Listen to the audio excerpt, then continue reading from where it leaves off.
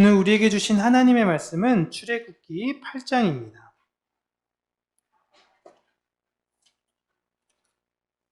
출애굽기 8장 16절에서 24절까지예요.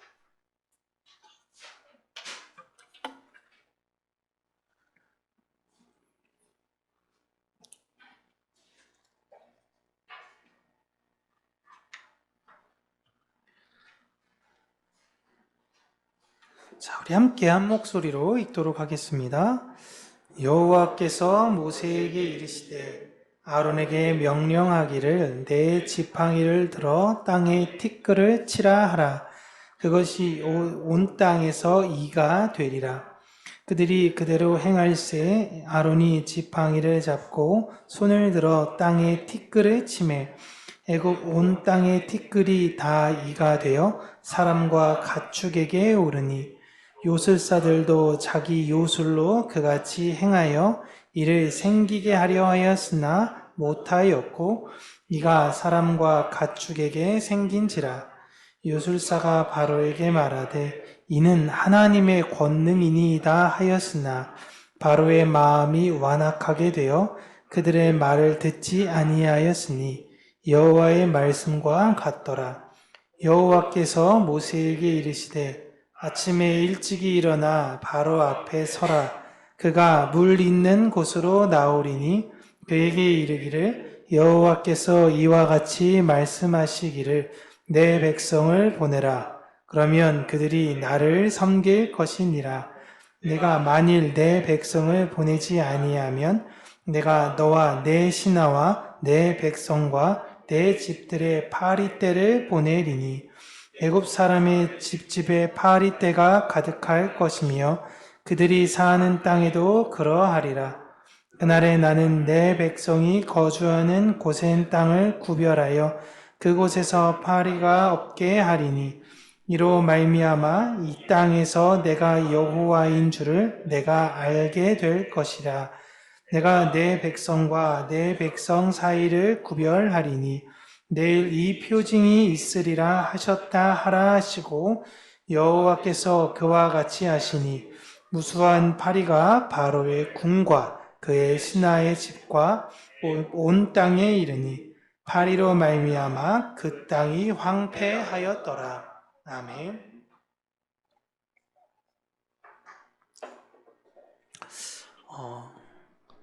오늘 하나님의 말씀을 전할 제목은 절대 주권이라는 뜻입니다. 사실 이 절대 주권, 하나님의 절대 주권을 인정하는 것에서부터가 신앙의 시작이죠. 교회를 나온다고 신앙을 시작하는 것이 아니라 교회에 나옴에도 불구하고 하나님의 절대 주권에 대해서 인정하지 못하는 사람들이 많이 있습니다. 특별히 이렇게 과학과 문명이 발달된 21세기에 많은 인문학자에 있어서 누군가에게 이런 절대 주권을 가지고 있다라는 말은 굉장히 불편하게 들리는 내용이죠. 그러나 우리는 이 세상에서 늘 두려움 가운데 살 수밖에 없는 연약한 존재라는 것을 서로가 다 알고 있고 인식함에도 불구하고 하나님께 우리의 마음을 맡기기를 거부한 시대와 세대인 것입니다. 다시금 오늘 말씀이 여러분 마음 안에 있는 우리 안에 있는 마음을 다시금 유순케 하여 내가 하나님께 다시금 나의 모든 것들을 맡기겠다라고 결정하며 결단하는 시간이 되었으면 좋겠습니다. 자, 애굽에서 일어난 제 두 번째 재앙 때에 개구리들이 이제 물에서 다 뛰어 올라오게 되었죠. 그래서 무트로 다 이게 되었고 이게 소음과 냄새로 인해서 바로가 결국엔 항복을 합니다. 이 재앙을 끝내게만 해준다면 광야로 가서 너희들이 원하는 하나님께 제사를 드려도 좋다라고 이제 항복을 선언해요. 그래서 모세가 하나님께 간구를 합니다. 그러자 하나님께서 개구리를 다 없애주시죠. 그래서 다음날 되니 개구리가 다 밖으로 나와 죽게 되었습니다. 그렇게 개구리들이 밖에 나와서 다 죽게 되자 이제 썩은 냄새가 진동을 하게 되는 거예요. 그 상황에 이제 애굽 사람들이 자신들에게 있었던 개구리들을 처리하게 됩니다. 그런데 냄새도 좀 이제 잠잠해지고 소음도 좀 나아지니까 바로가 이제 그 마음을 바꾼 거예요. 여러분 보시면 이게 세상의 일반적 모습이자 사실 이것이 우리 안에 있는 연약한 모습이기도 합니다. 나에게 유리한 대로 이랬다가 저랬다가 이렇게 선택하며 판단하는 것이죠. 마귀가 하나님의 백성들을 속이는 방법들이 사실 이와 같습니다. 하나님 믿으면 너 정말 행복하다고 믿니? 라는 거예요.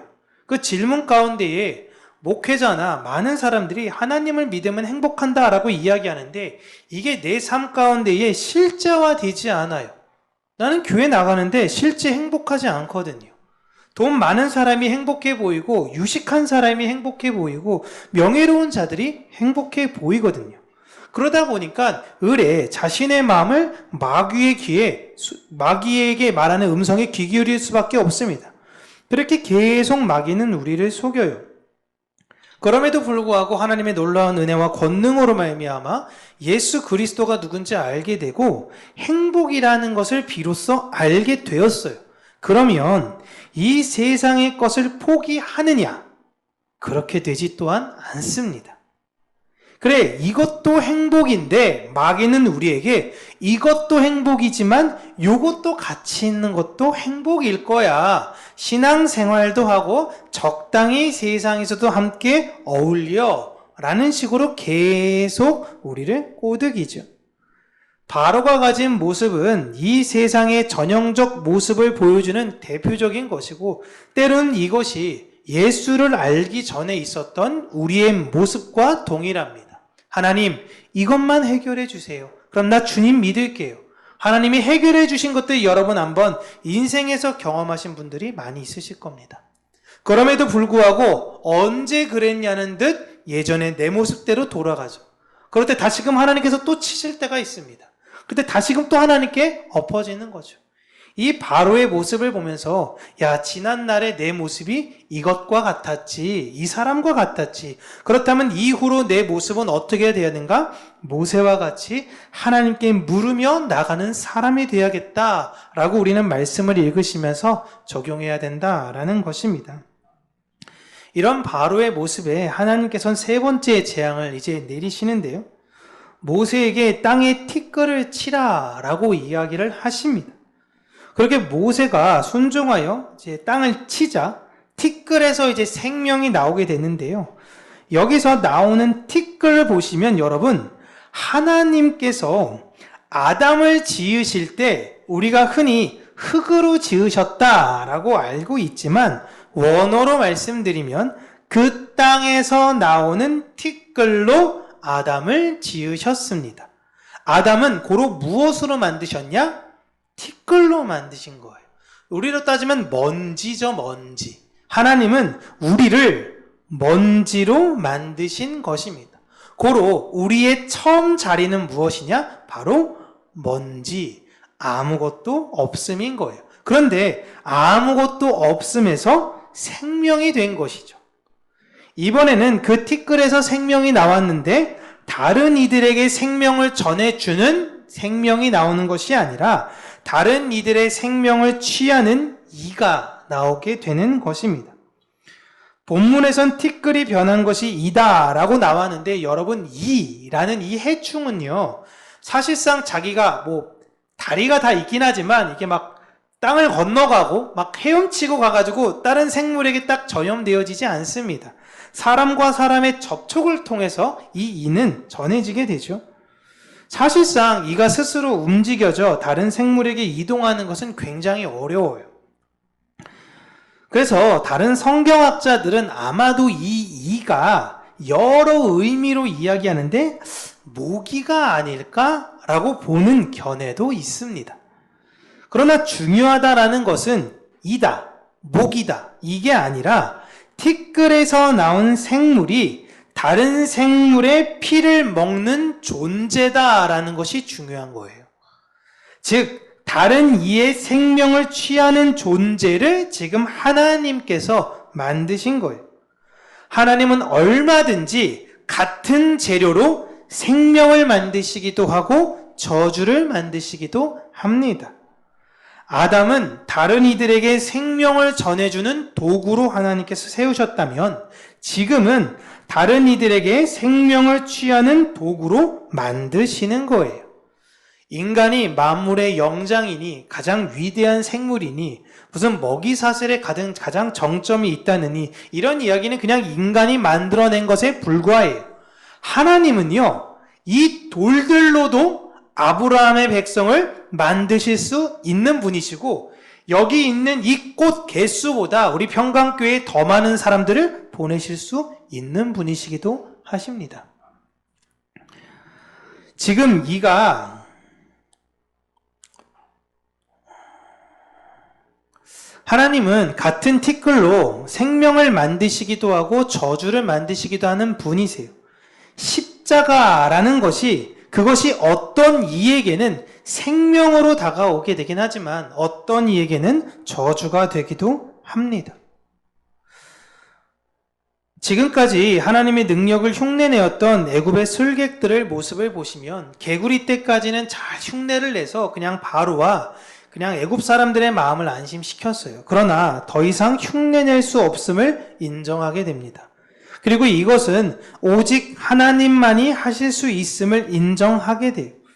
이렇게 온 세상이 하나님을 인정하게 되는 순간에도 바로는 절대 꺾이지 않습니다. 여러분 삶에서 기적을 경험하여 이것은 하나님의 것이구나. 이것은 하나님의 뜻이구나. 하나님께서 이렇게 하신 것이구나. 나는 하나님을 믿는 사람이야 라고 아무리 깨달아도 사탄은 여러분을 절대 포기하지 않습니다. 하나님 나라로 가는 것을 끊임없이 방해해요. 끊임없이 여러분을 무너뜨리려고 합니다. 그런 와중에 이번에는 하나님께서 모세를 바로에게 보내시지 않으시고 다음 재앙을 연이어 보내십니다. 이번에는 파리를 온 지역에 보내시는데 너무 특이한 게 이때부터는 고센 지역에는 파리를 없게 하겠다라고 하세요. 지금 애굽 전역에는 파리가 들끓는데 이스라엘 사람들이 사는 고센 지역에는 파리를 보내지 않겠다라는 거예요. 너무 신기해 보이죠? 파리가 온 인천 지역에 다 있는데 이 서구에만 없다라고 생각해 보세요. 굉장히 이상한 일 아닙니까? 물론 우리 하나님은 얼마든지 그렇게 능력으로 보이실 수 있는 하나님이신데 이렇게 된 이유는 여러분 개구리는 애굽 사람들에게 있어서 신의 전령과 같습니다. 그래서 이 개구리가 죽어도 우린 여러분 개구리가 사체가 수없이 많이 퍼져 있다고 한다면 그냥 아무 땅을 파가지고 거기다 개구리를 묻을 테지만 이들에게 있어서는 개구리가 신의 전령이기 때문에 함부로 밟아 죽이거나 함부로 태워 죽이거나 함부로 아무 데서나 묻으면 안 되는 거예요. 정부의 허락하에 이 개구리를 따로 처리해야 되는 것입니다. 그래서 이 신의 전령인 개구리들을 한 곳에 모아놨던 거예요. 그런데 이 개구리가 계속 부패하게 되니까 그곳에 파리들이 알을 낳고 구더기가 되어오고 있는 이 상황인데도 이 개구리 사체를 어떻게 처리할 수가 없는 것입니다. 왜냐하면 지금 이가 생겨가지고 온 몸이 가려워요. 애굽 모든 사람들이 이 이에 대해서 어떻게 처리할까 이 문제로 골치 아픈 상황 가운데 개구리 사체를 어떻게 처리해야 하는지 지금 결정도 못 내리고 있는 겁니다. 그렇다고 너무 냄새나고 너무 더럽고 어떻게 될지 뻔히 보이니까 내가 마음대로 여기를 파놓고 개구리를 묻었다간 나중에는 죽을 수 있어요. 신을 함부로 그렇게 되겠다고 해서. 그래서 책임 소재적 문제 때문에 어떠한 공무원도 일하지 않고 있는 상황인 거예요. 이거 어떻게 이런 거예요. 또한 개구리 신은 여러분 다산의 상징이라고 제가 말씀을 드렸어요. 다산의 상징인 신을 내가 함부로 태우거나 죽이거나 그렇게 될 때에 혹여 그 신이 분노해서 우리 집안에 씨를 마르게 하거나 우리 집안에 우환을 닥치게 하는 경우가 생길 수 있기 때문에 당시에 갖고 있는 이 토속신앙적 생각으로 인해 개구리 사체 또한 함부로 할 수 없었던 거죠. 이런 복합적 상황 가운데에 애굽 사람들은 아무것도 할 수 없었던 것입니다. 그 사이에 점점 개구리는 썩어가게 되고 그 안에 있는 구데기들은 더 많아지게 된 것이에요. 그래서 애굽 전 지역에 파리가 들끓게 된 것입니다.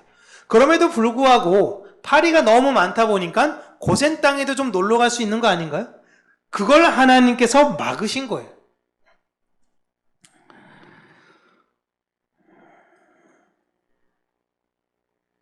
애굽 사람들에게 있어서 이 개구리도 하나의 신이었지만 팔이라는 존재도 신이었습니다. 핫콕이라는 오시리스의 신의 아내가 이 파리의 형상을 하고 있는데 이 또한 다산의 상징이에요. 여러분, 하나님께서 지금 재앙을 내리시는 대상들을 보면 나일강, 개구리, 그다음에 파리인데 이것이 상징하는 다 부분이 다산의 상징입니다. 부유의 상징이에요. 그들이 바라봤던 모든 부유를 하나님께서 다 지금 꺾으시고 계신 거예요. 그렇기 때문에 애굽 사람들은 파리가 창궐했음에도 불구하고 그 파리를 죽였을까요? 죽이지 않았을까요? 죽이지 못합니다. 왜냐? 신의 대리자니까. 이게 사람 미치는 거예요, 여러분. 개구리 때문에 악몽으로 몇 날 며칠 동안 잠을 자지 못했습니다. 계속 개구리. 계속 개구리. 지겨웠을 거예요. 우리 그릇을 열면 그릇 안에도 개구리가 있고 이 방 가도 개구리, 저 방 가도 개구리, 밖에 나가도 개구리. 이젠 개구리가 다 죽어서 좀 냄새만 좀 없으면 살만하겠다 싶었는데 이젠 파리가 극성을 부리는 것입니다. 여러분, 여름에 낮잠을 이렇게 자보신 분은 알겠지만 잘 때에요. 파리가 얼굴에 한두 마리만 기어다녀도 이제 간질거려서 잠을 잘 수가 없습니다. 그런데 우리는 간질거리는 그 파리를 때려잡을 수 있죠. 죽이면 돼요. 그런데 애굽 사람들은 그게 안 되는 겁니다. 수십 마리가 내 몸에 달라붙어도 그냥 떼어낼 뿐이진 죽일 수가 없는 거예요. 그냥 버텨야 돼요. 이게 사람 미치게 만드는 것입니다. 그들이 생각하고 지금 그들이 만들어 놓은 신으로 인해서 그들이 괴로움을 당하고 있는 거예요. 내가 만들어 놓고 내가 설정한 이것이 신이다. 돈이 신이지. 명예가 신이지. 이것이 신이야. 내가 설정해놓고 나서 나중에 그것이 나에게 주어졌을 땐 내가 행복과 기쁨과 감사로 넘쳐야 되는데 놀라운 것이 그것이 도리어 나에게 있어선 재앙이 되기도 한다라는 것입니다. 이거 우리는 잘 기억해야 돼요. 내가 만들어 놓은 예수님이 있습니다. 내가 만들어 놓은 하나님이 있어요. 그래, 신은 이래. 하나님은 이래야지. 하나님은 나에게 복을 줘야지. 하나님은 나에게 여러 가지 축복만 해줘야 돼. 자녀의 복, 건강의 복, 관운의 복. 하나님은 나에게 복 주는 분이야. 그래서 내가 하나님을 믿는 거야 라고 내가 하나님을 신으로 설정해 놓습니다. 그런데 그렇게 되지 않으면요. 물론 하나님께서 은혜를 주시기도 합니다. 그러나 이렇게 하니까 하나님께서 이렇게 해주시더라 라는 것은 사실상은 없어요. 40일 새벽 기도를 나와봐라. 너 이렇게 해봐라. 이렇게 해봐라. 그러면 하나님께서 우리에게 복 주실 거야 라는 것은 사실상 성경에 없어요. 신약 성경 찾아보세요. 어떤 것이 그렇게 되어져 있는가. 이렇게 되면 이렇게 되더라. 없습니다. 내가 설정한 거예요. 누군가 이 세상의 방법대로 동일한 것을 내가 설정한 것입니다. 그리고 그대로 따라가고 있는 거예요. 남들이 그렇게 설정해 놓으니까 열심히 예배당도 갑니다. 열심히 헌금도 하고요. 열심히 봉사도 해요. 열심히 애를 써요. 그 결과 집안에 있는 좋은 일들이 생기면 좋을 텐데 내가 이렇게 해서 하나님께서 복을 주시지 않는 경우가 훨씬 많이 있거든. 그러면 어떻게 해야 돼요? 어떻게 해야 돼요? 그런 간증한 사람들은 잘된 거고 대다수 그렇게 안 된 사람들은 잘못된 겁니까? 내 잘못된 신앙을 위해서 더 애쓰고 더 노력해야 되나요? 여러분, 사람들이 놀라운 게 뭐냐면요. 이렇게 저렇게 막 간증하시는 분이 있죠. 제가 이제 개척교회 할 때도 갑자기 기도하겠다고 어떤 분이 오셨는데 그분이 이제 김기동 목사에 속한 베레아라고 이야기한 우리로 이야기하면 이단이죠. 너무 극단적으로 이 세상을 바라보는 시선이 있기 때문에 우리는 이단이라고 정죄하고 있는데 그분이 저한테 막 자랑하시더라고요. 하나님한테 기도했더니 하나님이 집을 주셨어요. 와, 궁금하더라고요. 어떻게 해요? 어떻게 기도하면 하나님이 집을 주시죠? 와, 하나님이 어떻게 기도를 해야지 집을 주실까? 제가 생각하는 그 순을 넘어간 거예요. 근데 그거에 대해서 이야기하지 않으시더라고요. 그런데 그 반면 그분이 여러 가지 어려운 일이 생겼을 때도 불구하고 그거에 대해서는 처음엔 침묵하시다가 나중엔 이야기하시더라고요. 여러분, 사람이 좋은 일이 있을 때는 하나님을 앞세워서 자랑을 합니다. 그런데 좋지 않은 일이 생기면 어떻게 돼요? 침묵합니다. 왜냐하면 그동안 내가 설정해놨던 건 하나님은 복 주시는 분이고 내가 열심히 하면 하나님께서 복 주신다라는 것이 설정이 되는데 그게 깨졌어요. 그렇다면 이제 내가 어떻게 신앙생활을 해야 되지? 라는 의문이 생기며 혼란스러워지는 것입니다. 내가 설정한 것들이 무너졌기 때문이에요. 파리와 개구리가 내가 열심히 그 대상들에게 기도하고 그 대상들에게 열심히 헌금하면 그 대상들이 우리 집안에 복을 줄 줄을 알았어요. 그래서 열심히 섬겼더니 지금 재앙이 된 것입니다. 내가 설정한 것들이 무너진 거예요. 하나님은 지금 당시의 절대적 권력을 가진 애굽과 홀로 싸우시며 그들의 모든 신들을 다 무너뜨리심으로 그들이 설정했던 그 개념들을 다 부숴버리고 계시는 것입니다. 그것들을 하나님의 백성들이 보고 어떻게 판단을 내려야 하는가라고 우리에게 알려주시는 거예요. 여러분, 예수님께서 이 땅 가운데 오셨을 때 뭐라고 이야기하셨습니까? 예수님께서 사역하실 때 보시면요, 일부러 마치 고의적으로 율법을 어기면서 다니세요. 막 안식일에 아픈 사람 치료해 주십니다. 그것도 몰래 하는 것도 아니에요. 회당 한가운데에 있는 사람들이 익혀가지고 고쳐주시기도 해요. 율법의 개념이라는 것들을 다 부수고 다니십니다. 너희들이 설정한 하나님을 섬기는 방법, 너희들이 설정한 이렇게 하면 하나님의 기쁨이 되겠지라는 것을 예수님께서 부수세요. 너희들이 만들어 놓은 것. 십계명 제2계명에서 가장 중요한 것 제가 말씀드렸죠? 뭐예요? 나를 위하여예요. 우상을 만드는데 절하지 말아라. 이게 중요한 게 아니라 나를 위한 우상을 만들지 말라는 것이 하나님의 명령이었습니다. 하나님께서는 우리에게 하나님의 기쁨이 되는 방법은 너무너무 단순하다라고 알려주셨어요. 사무엘상 15장 22절에 보면 우리 같이 읽도록 하겠습니다. 함께 읽겠습니다. 사무엘이 이르되 여호와께서 번제와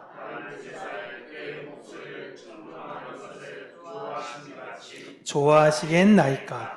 순종이 제사보다 낫고 듣는 것이 순양의 기름보다 나으니. 아멘. 뭐라고 말씀하셨냐면 순종하래요.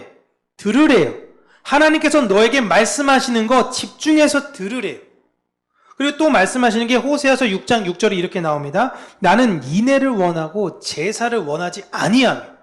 제사를 하나님께서 공식적으로 드리라고 했는데 하나님이 진짜 원하는 건 제사를 통해 인애를 아는 거예요.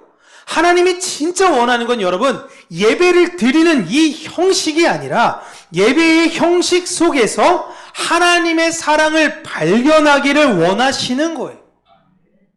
하나님은 번제보다 하나님을 아는 것을 원한다라는 걸 우리가 잊지 말라는 것입니다.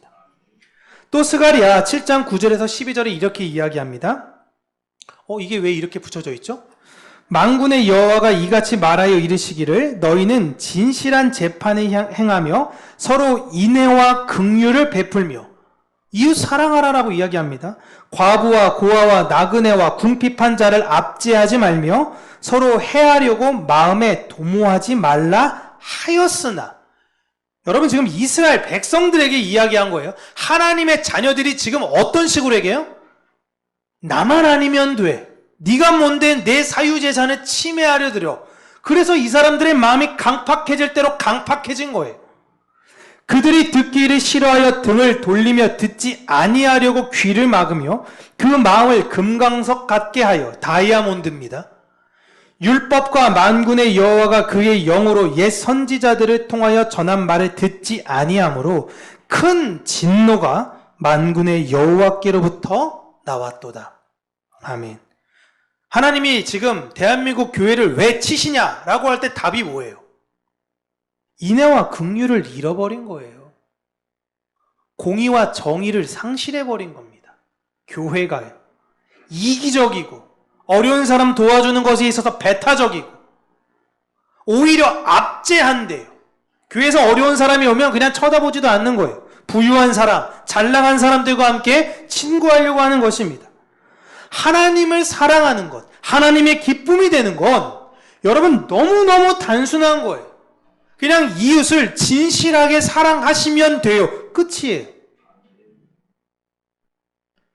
하나님은 이스라엘이 바른 신앙을 가지고 있어서 그들이 정직하며 사랑이 넘치기에 야, 고센 땅에 살고 있는 너희들은 내가 지켜줄게. 내가 너희들은 보호해줄게. 이런 뜻이 절대 아닙니다. 내 마음대로 하나님을 설정하며 하나님의 뜻을 잘못 실행하는 경우에는 하나님의 백성들에게도 예외가 없었어요. 구약성경 잠잠히 읽어보세요. 하나님이 어떻게 치셨는가. 그럼에도 불구하고 그들의 마음은 계속적으로 강팍합니다. 하나님에 대해서 알고 싶어 하지 않아요. 그러면 그들의 입술에 나오는 주장은 뭐예요? 나는 구원받은 사람입니다. 나는 하나님의 자녀입니다. 근거가 뭔데? 할례 받았어요. 근거가 뭔데? 나 그래도 교회 나와요. 다른 사람들은 교회 안 나가잖아. 나는 교회 나오거든. 나는 하나님의 백성이야. 하나님이 제발 그런 거 하지 말라는 거예요. 너 하나님 백성 아니야! 라는 겁니다. 너무 충격적이죠. 하나님은요, 하나님이 이스라엘, 하나님이 교회, 하나님의 백성을 지키시려는 이유는 하나님의 약속 때문에 우리를 지키시는 거예요. 제발 하나님의 기쁨이 되겠다면 내가 무언가를 설정하지 마세요. 그래서 성경에서는 이야기하는데 제발 함부로 서원하지 마. 제발 함부로 뭐 하겠다고 하지 마. 그 설정에 따라 애쓰지 마세요. 자유하세요. 자유하세요. 그 자유함으로 방종하지 마세요. 이웃을 섬기고 사랑하시면 되는 거예요. 너무 단순하지 않으십니까? 하나님이 우리와 세상을 구분지으신 이유는 우리의 선한 행동 때문이 절대 아니에요. 이스라엘 백성들이 착했기 때문에 고센 땅에 파리가 안 간 게 아니에요. 하나님이 어떠한 분이신지를 알게 하기 위해 그러한 일을 보이시는 겁니다. 저와 여러분 인생 가운데 하나님이 기적을 보이시는 이유는 우리가 하나님 앞에 기쁨이 되었기 때문에 내가 이렇게 했더니 하나님이 이렇게 해주시네 라는 게 아니라 하나님 스스로 하나님의 그 약속을 지키시기 위해 우리에게 보여주시는 거예요. 그렇게 하나님이 어떠한 분이신가를 우리는 명확하게 이해해야 되는 것입니다. 그분은 티끌로 생명을 만드시기도 생명을 취하시기도 해요. 저라는 존재, 윤바울이라는 목사, 하루아침에 하나님께서 치매 환자로 못 만드실 것 같으세요? 하루아침에 이 강단에서 끌어내릴 줄 모르시는 분이 아니십니다. 얼마든지 패하실 수 있어요. 얼마든지 평강교회 흔적도 없게 하나님께서 이런 얘기 하면 안 되지만 하나님께서 그렇게 하실 수 있으십니다. 하나님이 그렇게 하지 않는 이유는 그분의 약속 때문이라는 거예요. 우리는 그걸 알아야 돼요. 고린도전서 9장 27절에 사도 바울이 고린도 교회에서 이렇게 이야기를 합니다.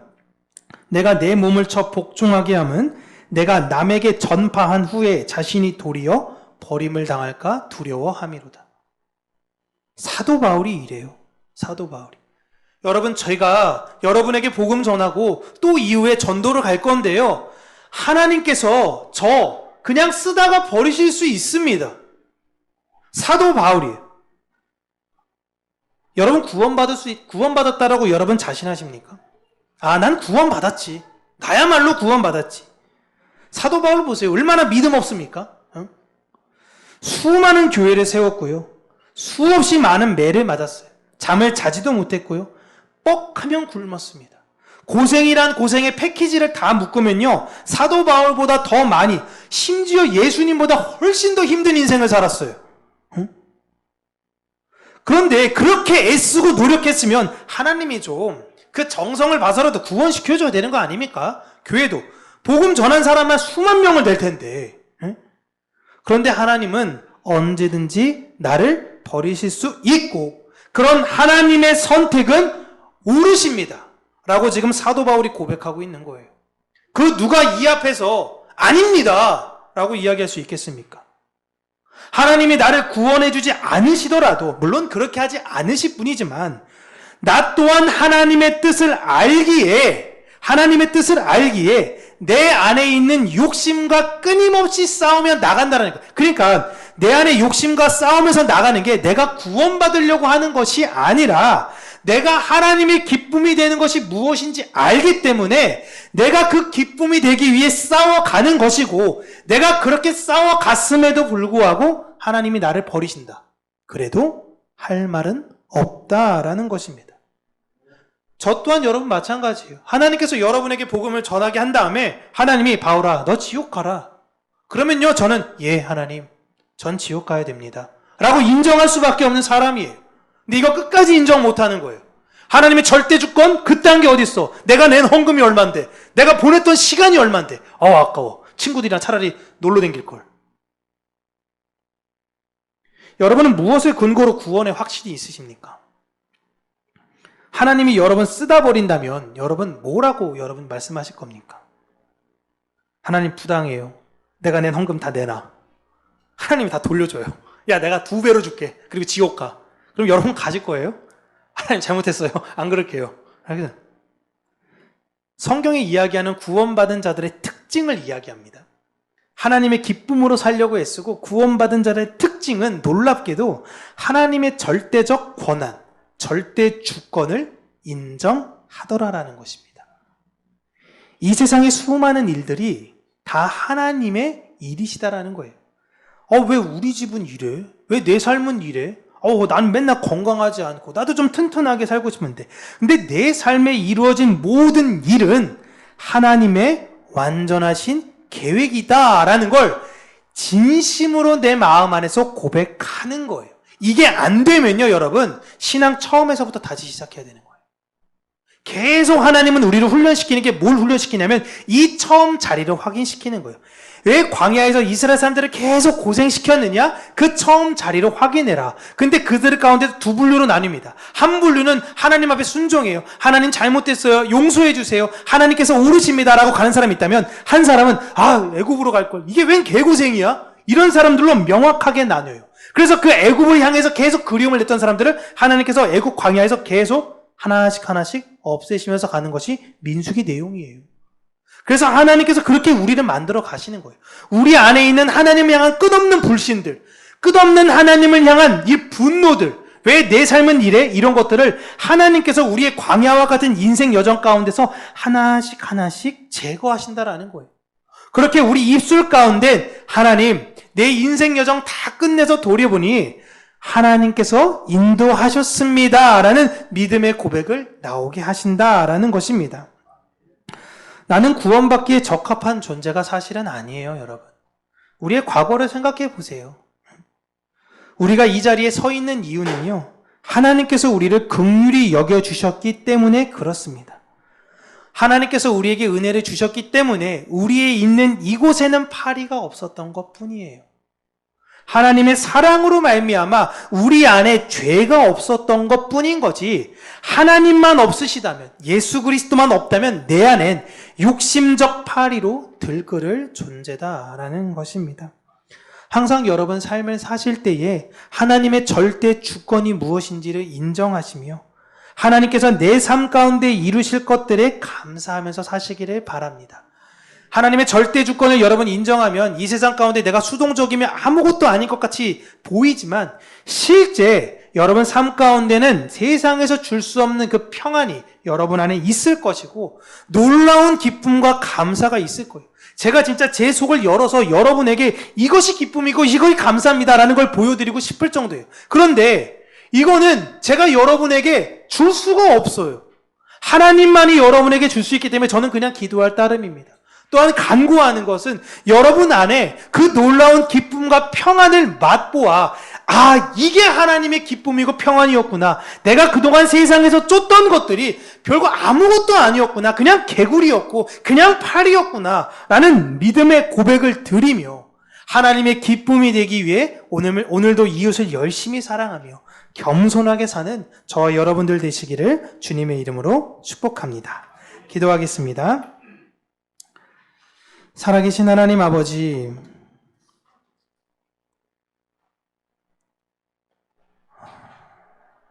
우리를 긍휼히 여겨주시고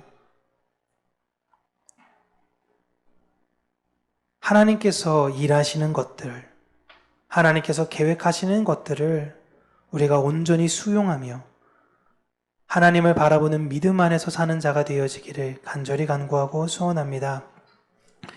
이 세상에서 많은 이들이 하나님이 어디에 있느냐라고 이야기하며 외칠 때에 다윗이 그 안에서 괴로워하고 고민하며 하나님께 어찌하여야 할 때 하나님께서 다른 사람들의 이야기에 대해서 집중하지 말고 나만 바라보라 라고 말씀하신 것처럼 우리 또한 하나님을 바라보는 믿음 안에서 성장케 되어지는 자들이 되어지기를 원합니다. 하나님, 우리 평강교회 하나님께서 은혜 내려 주시고 우리 안에 다시금 하나님께서 분명한 확신을 허락하여 주셔서 이 세상을 살아갈 때에 내가 하나님을 설정하여 이렇게 하면 하나님의 기쁨이 되고 저렇게 해야지 된다라는 신앙생활에서 벗어나 오직 하나님의 마음을 우리 마음 가운데 두는 자유함으로 말미암아 다른 이들을 넉넉히 사랑하는 자들이 되게 하여 주시고 다른 이들이 우리를 통해서 또한 하나님의 사랑을 발견케 되어지는 놀라운 은혜 주시기를 간절히 간구하고 소원합니다. 우리가 다음 한 주간을 살아갈 때에 우리의 인생을 살아갈 때에 하나님 앞에 선 자로서 사는 자가 될 수 있도록 인도하여 주시고 하나님의 은혜에 날마다 감사히 여기며 살아가는 자들이 될 수 있도록 은혜 허락하여 주시옵소서. 예수님 이름으로 기도합니다. 아멘.